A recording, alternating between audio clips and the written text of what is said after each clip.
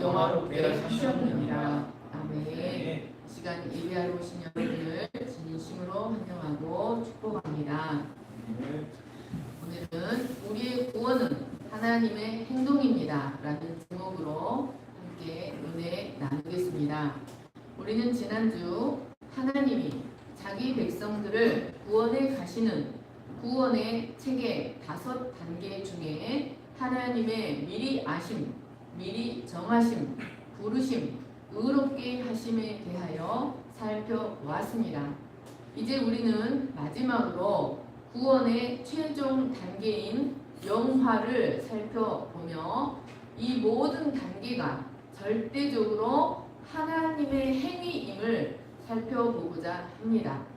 이 모든 단계는 하나님의 행위에 속한 것이기 때문에 우리의 구원은 절대로 변개될 수도 실패할 수도 없음을 살펴보겠습니다. 5번째, 영화 애독사생입니다. 영화는 예수 그리스도의 재림의 날 우리의 영과 혼뿐만 아니라 우리의 몸까지도 무덤 속에 묻혀있던 필구로 다 녹아버렸던 우리의 몸까지도 죄와 사망과 저주로부터 완전히 구원을 받아서 그리스도와 동일한 영광의 상태로 들어가게 되는 최종적인 구원의 완성을 의미합니다. 사랑하는 여러분, 하나님은 처음부터 자기 백성이 그 아들과 동일한 영광으로 옷 입게 되는 영화를 처음부터 계획하셨습니다. 이 얼마나 놀라운 일입니까? 그러니까 우리 구원의 목표는 단순히 우리의 죄들을 용서함 받고 이 땅에서 우리의 기도들을 응답받아 문제가 해결되고 필요들이 채워지는 그런 정도가 아니라 처음부터 영원의 세계에서 그리스도와 동일한 영광으로 옷 입고 영원히 왕 노릇하며 제사장 노릇하며 하나님을 섬기며 살아가는 영화였던 것이었습니다. 그런데 이 영화는 다른 단계와 달리 우리가 살고 있는 이 세상의 시간 세계에서 이루어지는 일이 아닙니다. 이 영화는 미래적 사건입니다.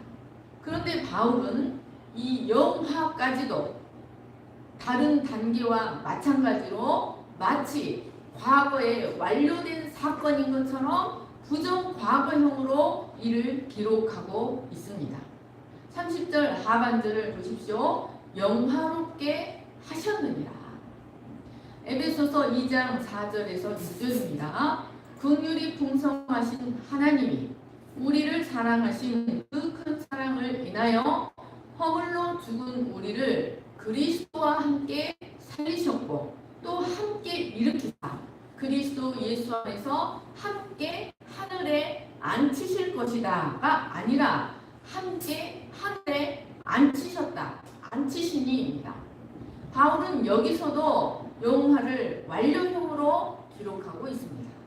어쩌면 이는 성경 중에서 가장 담대한 표현이라고 할 수가 있겠습니다.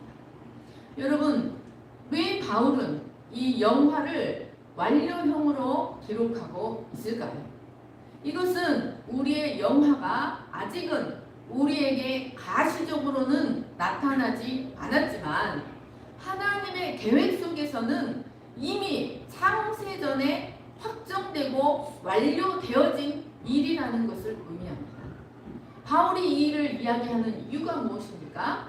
그것은 우리의 구원은 결코 취소되거나 변개될 수 없는 확정된 사건이라는 사실을 확신시켜 주기 위함이었습니다. 이처럼 우리를 향한 하나님의 구원 계획의 완전성의 특별함은 이 영화에서 더욱 두드러지게 나타납니다.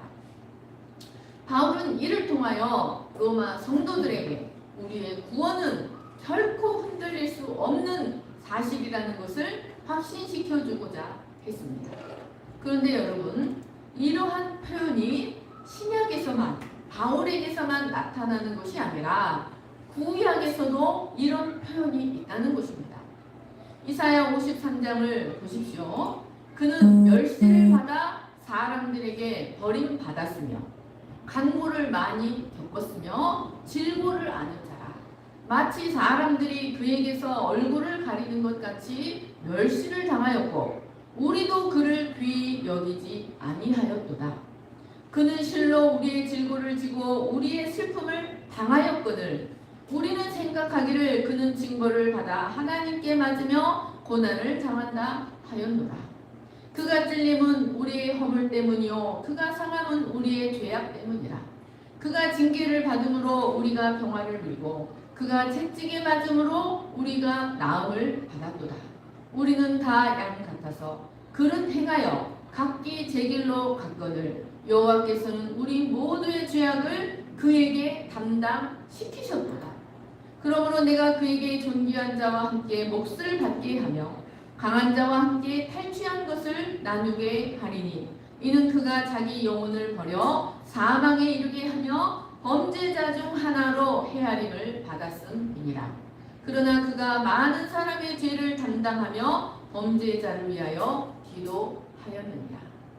여러분, 이사야는 예수님이 오시기 전 800년 전의 사람입니다. 그런데 그는 하나님이 보여주시는 계시를 통해 장차 오실 여호와의 종이 희생당하는 이야기를 마치 과거에 일어난 일처럼 기록하고 있는 것입니다. 여러분, 왜 이사야는 이 일을 과거형으로 기록하고 있습니까? 그것은 하나님의 계획은 완벽하게 예정되어 있다는 것입니다. 그리고 하나님의 계획은 반드시 성취된다는 사실을 확신시켜주기 위함이었습니다. 여러분, 로마서 8장의 주제는 결코 흔들릴 수 없는 나의 구원입니다. 우리의 구원입니다. 여러분, 우리가 이 말씀을 통하여 우리의 구원이 결코 변개될 수 없는 확실한 사실이라는 것을 확정할 수 있는 이유를 두 가지 차원에서 생각해 볼 수 있습니다. 첫째로, 우리 구원의 모든 역사는 인간의 행위가 아니라 전적으로 하나님의 행위입니다. 여러분, 하나님이 어떤 분이십니까? 하나님의 구원 섭리는 결코 아무렇게나 이루어지는 것이 아니라 반드시 창세 전에 미리 아심을 따라, 미리 아심은 바로 하나님의 언약적 사랑을 근거로 하여 이 역사가 시작되었다. 미리 아심은 사랑하심이라는 뜻입니다. 결코 변개될 수 없는 하나님의 언약적 사랑을 근거로 하여 하나님의 미리 정하심, 하나님의 부르심, 하나님의 의롭게 하심, 하나님의 영화롭게 하심의 단계로 하나님의 철저한 계획 속에서 하나님 자신의 능력에 의하여 조직적으로 이루어져 나갑니다. 그런데요, 그러니까 구원은 우리의 행위가 아니라 하나님의 행동인 것입니다. 그런데 그 하나님이 어떤 분이십니까? 하나님은 모든 빛들의 아버지이십니다. 그분에게는 어둠이 조금도 없으시고 회전하는 그림자도 없으십니다. 그분은 인자가 아니시니 시건치 아니하시고 사람이 아니시니 시건치 아니하시고 인자가 아니시니 후회가 없으십니다. 그는 자기의 결정을 번복하는 일 같은 일은 절대로 하지 않으십니다.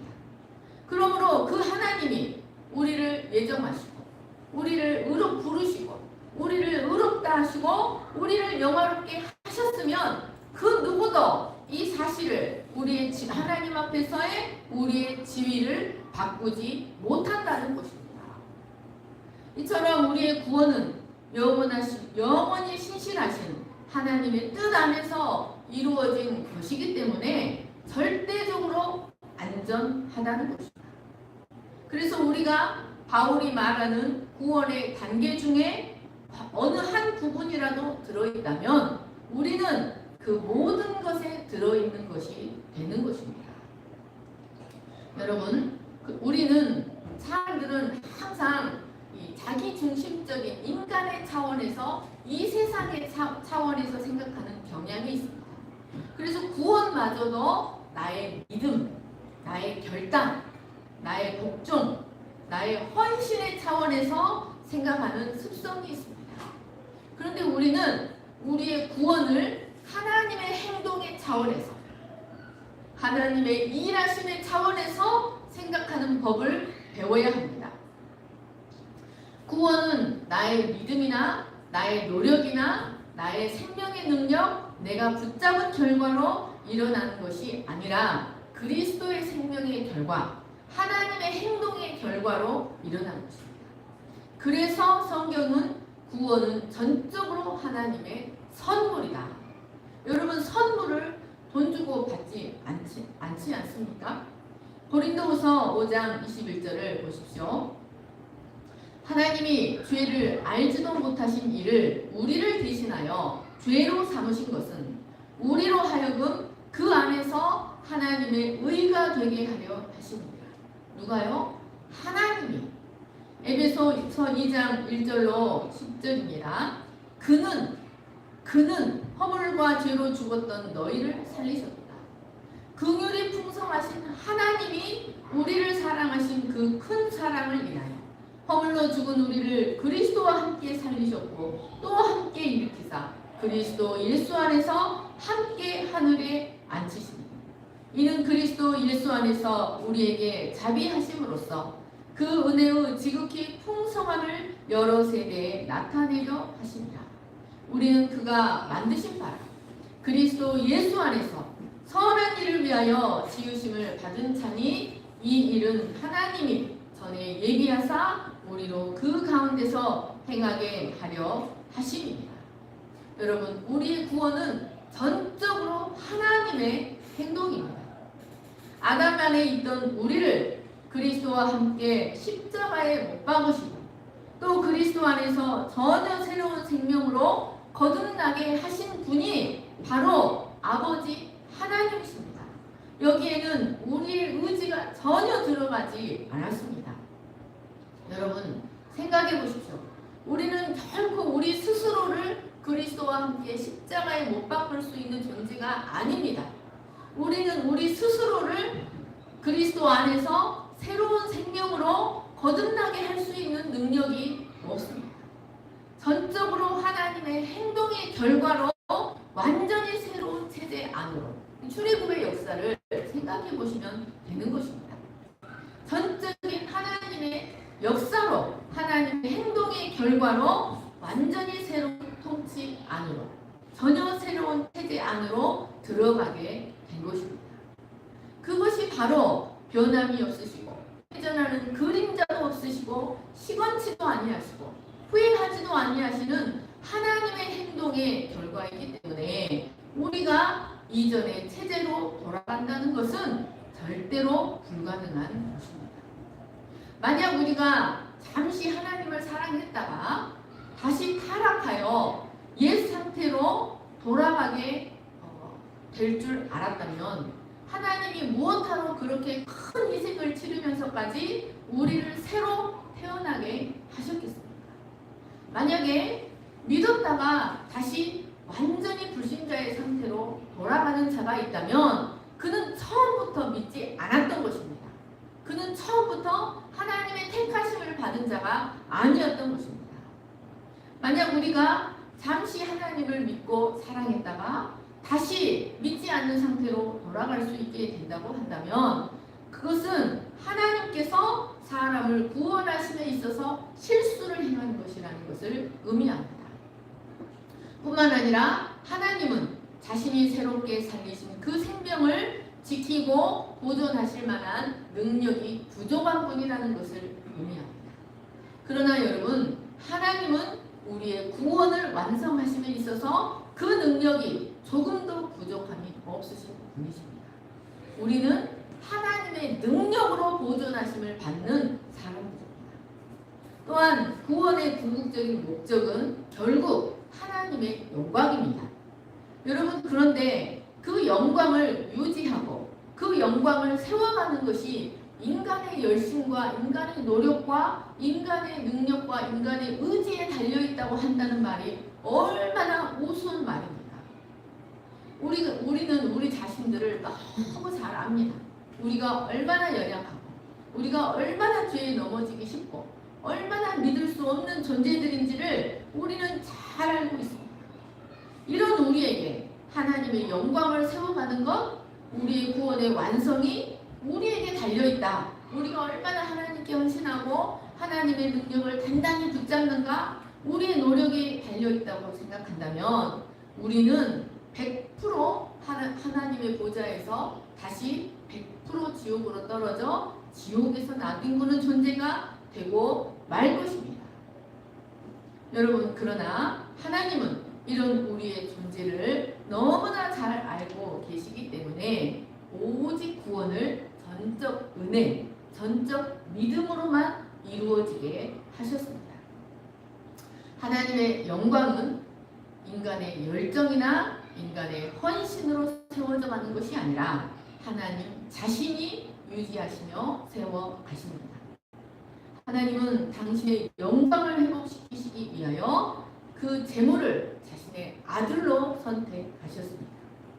그리스도는 완전한 하나님이시면서 완전한 인간으로서 우리를 위한 완전한 제물, 하나님의 영광을 위한 완전한 제물이 되셨습니다. 이렇게 우리의 구원은 전적으로 하나님의 행동입니다. 그래서 여러분, 이 로마서 8장 28절로 30절에 구원의 5단계 안에 우리가 생각하는 어떤 단계가 들어있지 않다는 것을 알아야 합니다. 고린도전서 1장 30절을 보십시오. 너희는 하나님께로부터 나서 그리스도 예수 안에 있고 예수는 하나님께로부터 나와서 우리에게 지혜와 의로움과 거룩함과 구속함이 되셨습니다. 여러분, 그리스도는 우리에게 구원의 지혜가 되셨고, 의로움, 칭의가 되셨고, 거룩함, 성화가 되셨고, 구속함, 영화가 되셨습니다. 바울은 여기서는 칭의와 영화 사이에 거룩함, 즉 성화를 집어넣고 있습니다. 그런데 로마서 8장에서는 이 구원의 5단계 중에 성화를 생략하였습니다. 왜 로마서 8장에서는 이 성화를 생략했을까요? 그것은 첫 번째로 바울이 우리의 구원은 철저하게 사람의 노력이나 예씀이 아니라 하나님의 행위라는 사실을 강조하기 위함이었습니다. 우리의 구원은 처음부터 끝까지 하나님의 행동입니다. 성화도 물론 전적으로 하나님의 행위이기는 하지만 여러분, 바울이 이 구원의 5단계에서 성화를 기록하지 않은 이유를 한번 생각해 보십시오. 그것은 우리의 구원을 확신함에 있어서 이 성화가 우리의 구원의 확신의 교리의 진수가 아니라는 것입니다. 여러분, 성화는 칭의와 달리 우리의 하나님 앞에서 우리의 지위에 전혀 영향을 미치지 않습니다.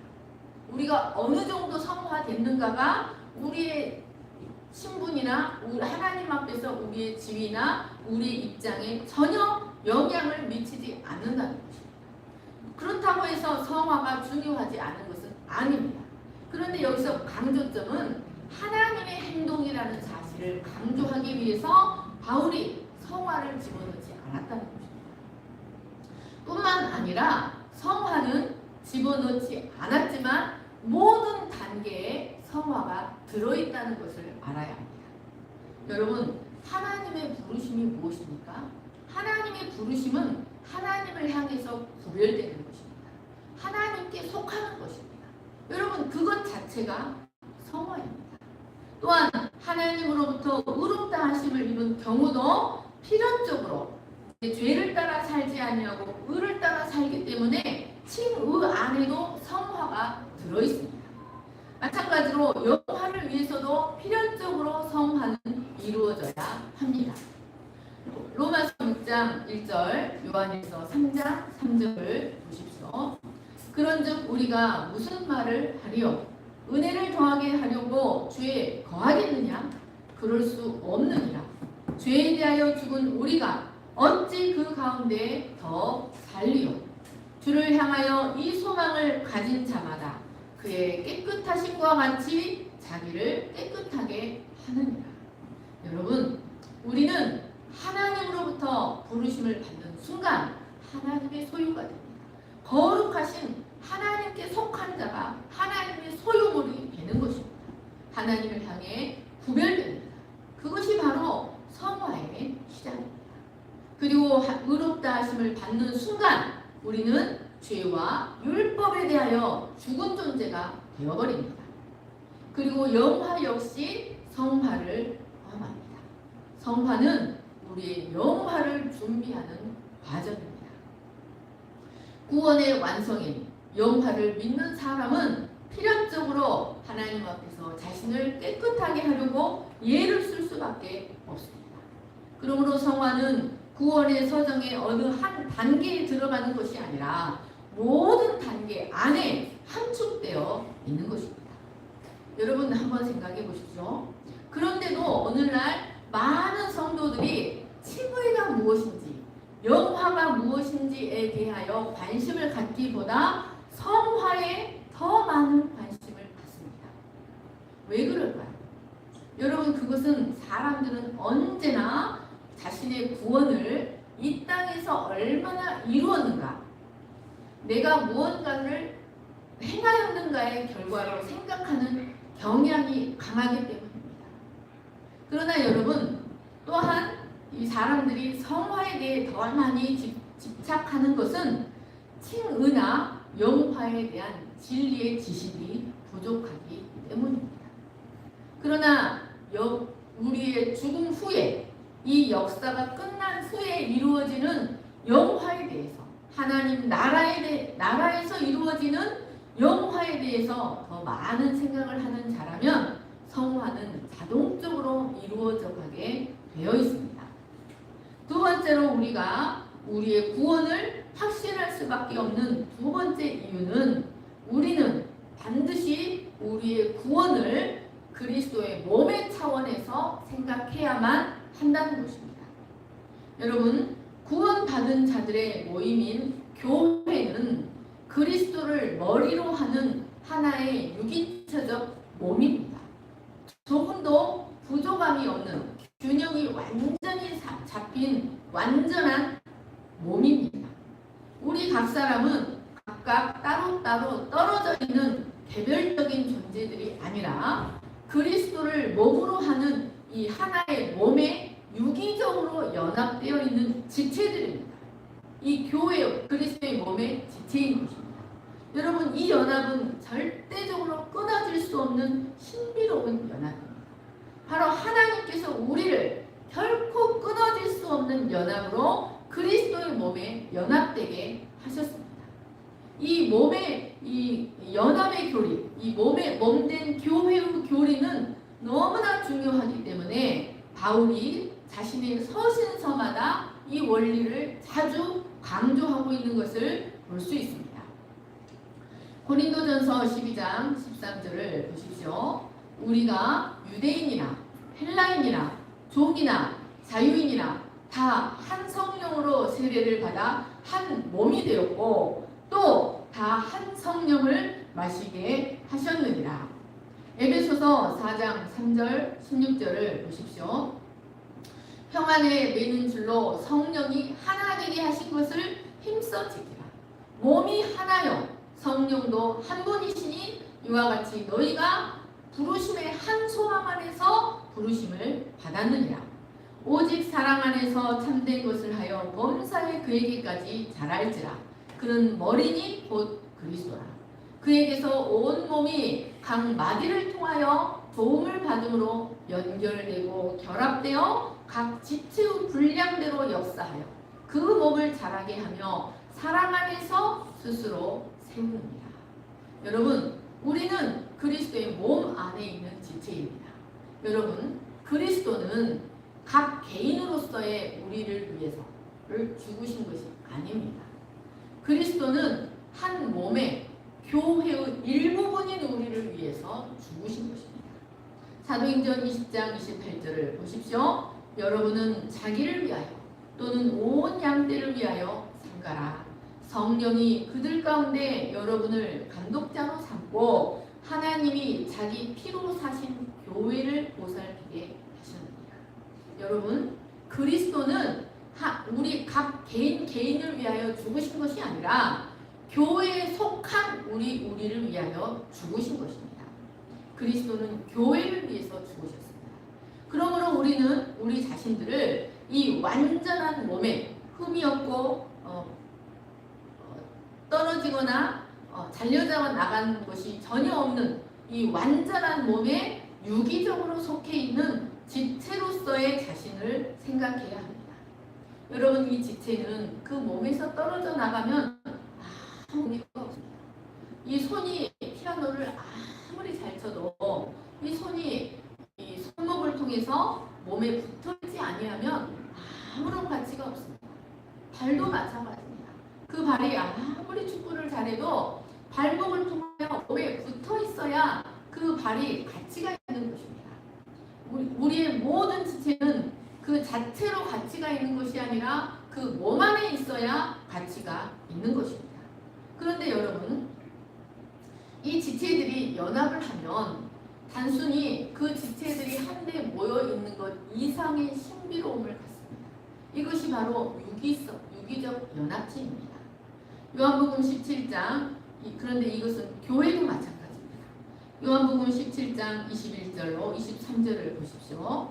아버지여, 아버지께서 내 안에, 내가 아버지 안에 있는 것 같이 그들도 다 하나가 되어 우리 안에 있게 하사 세상으로 아버지께서 나를 보내신 것을 믿게 하옵소서. 내게 주신 영광을 내가 그들에게 주었사오니 이는 우리가 하나가 된 것 같이 그들도 하나가 되게 하려 함이니라.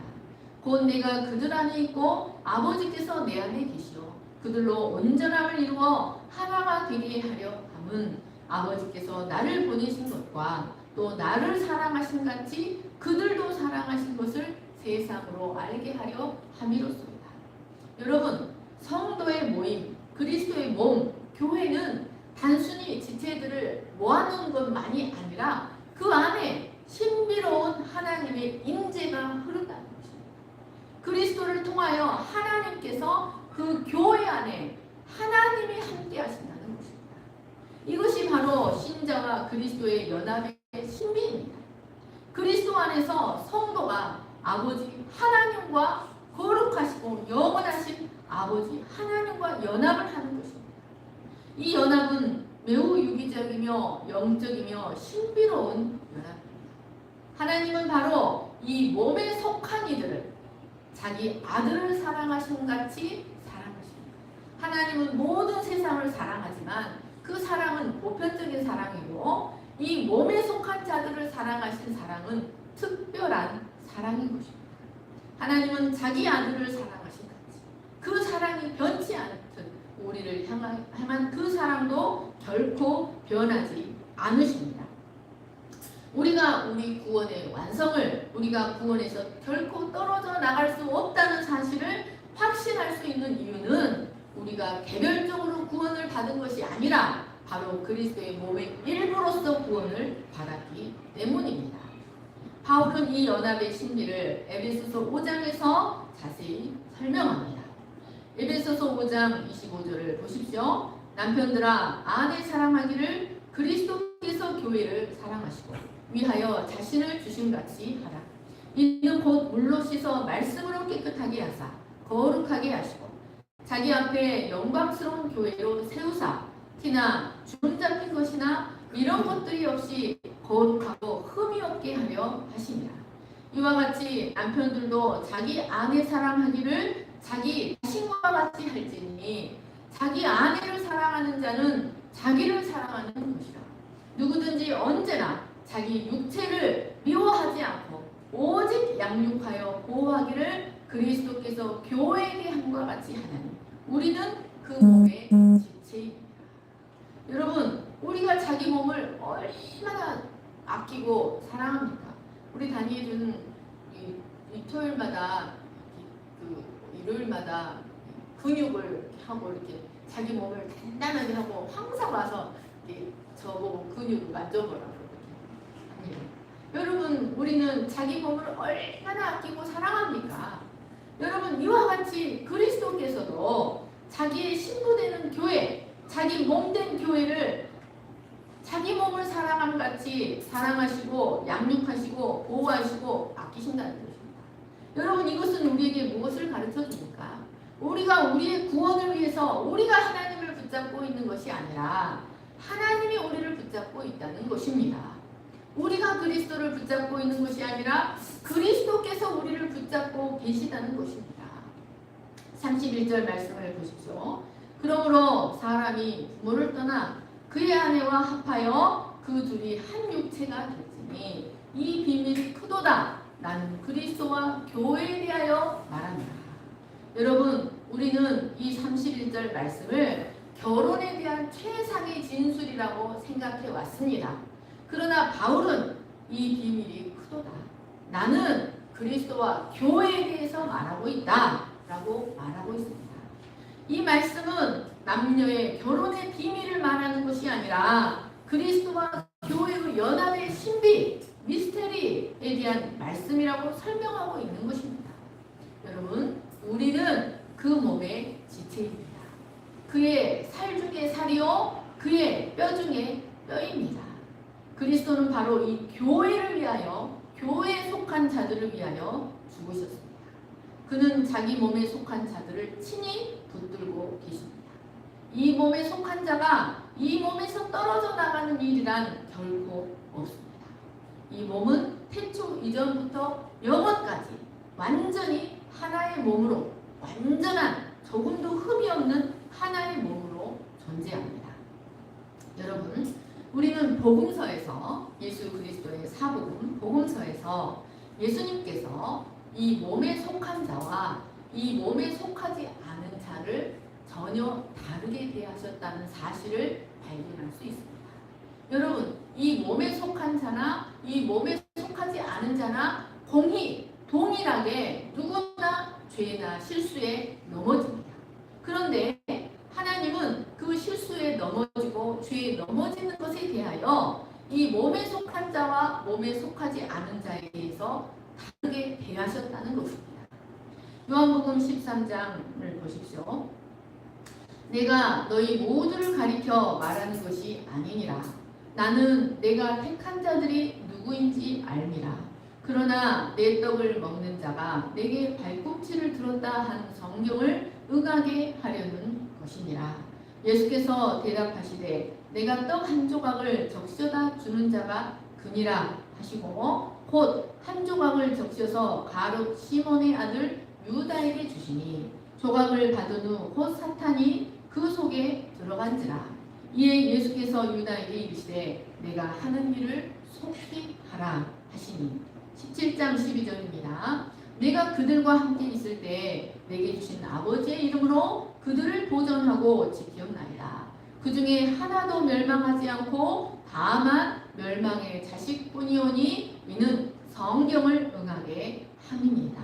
여러분, 예수님께서 가룟 유다가 어떤 일을 하실지를 아시고 어떻게 대하셨는가, 그리고 베드로가 어떤 일을 하실지를 아시고 베드로에게는 어떻게 대하셨는가를 보십시오.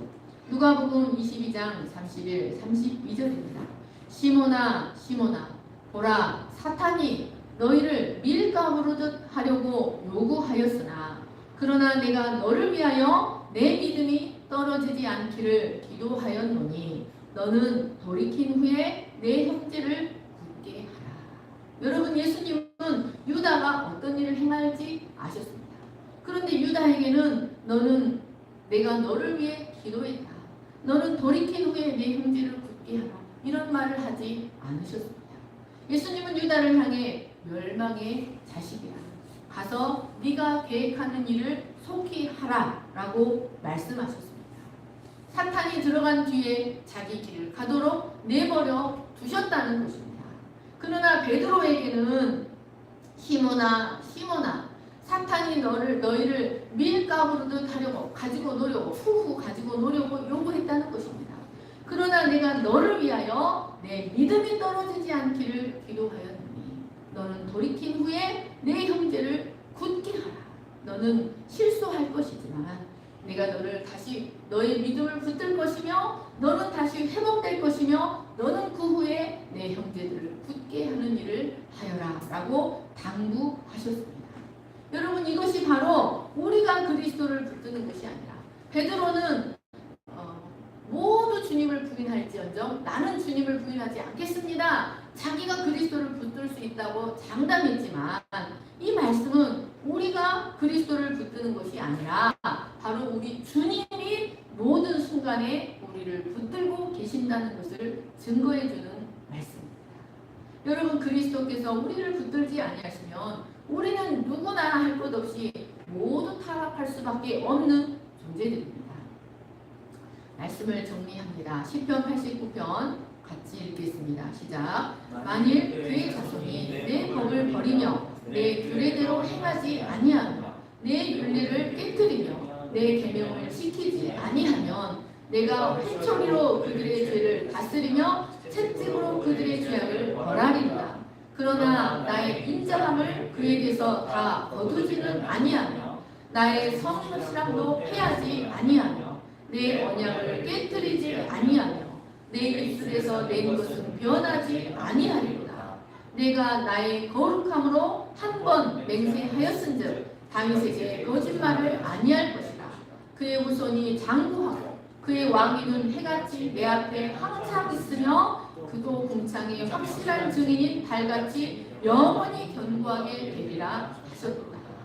여러분, 징계는 하나님께서 자기 백성을 보존하시는 방식 중에 하나입니다.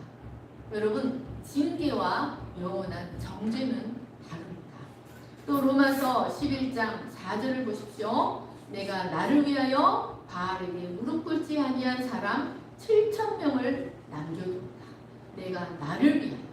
하나님은 하나님 자신을 위하여 하나님 자신의 능력으로 자기 백성의 완전체 그리스도의 몸을 하나님의 능력으로 보존하시는 분이십니다.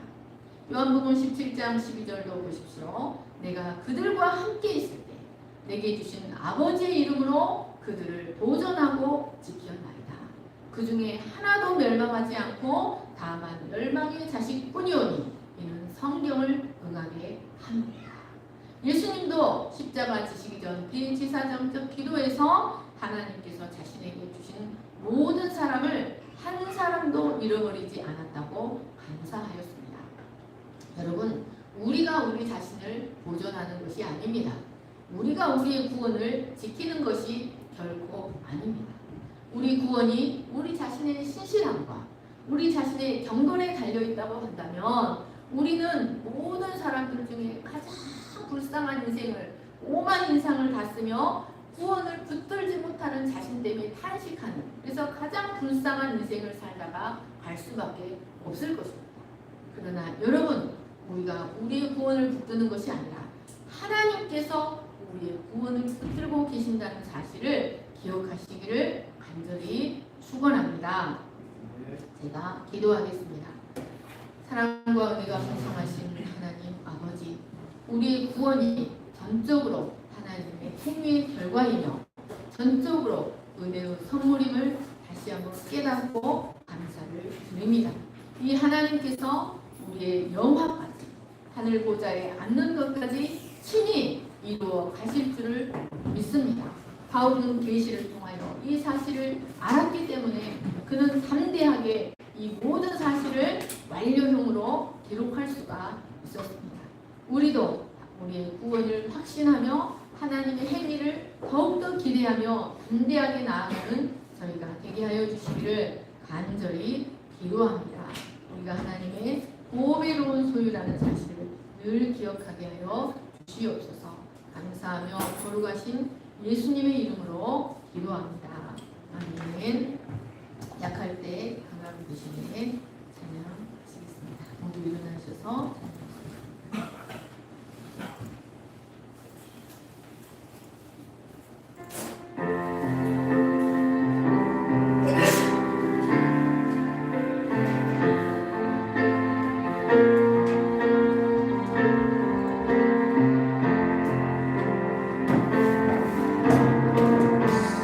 약할 때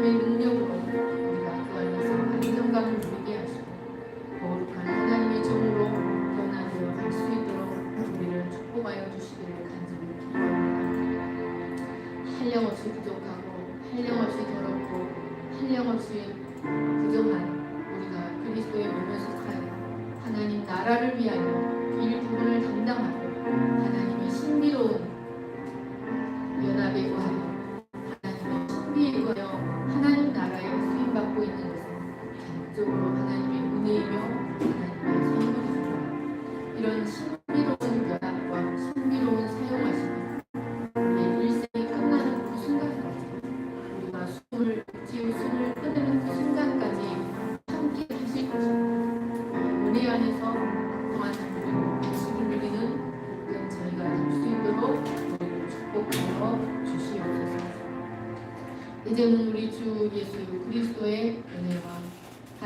아버지의 거룩하신 사랑과 성령의 감화, 감동과 교통하심이 하나님의 능력으로 그리스도의 몸에 속하여진 바 같고 그 몸에 기름 부어진 은혜를 지체로서 누리고 하나님과 영원토록 신비로운 연합을 이루어 갈도록 구원받은 자임을 확신하는 모든 우리 위에 영원토록 함께 하시기를 간절히 축원하옵나이다.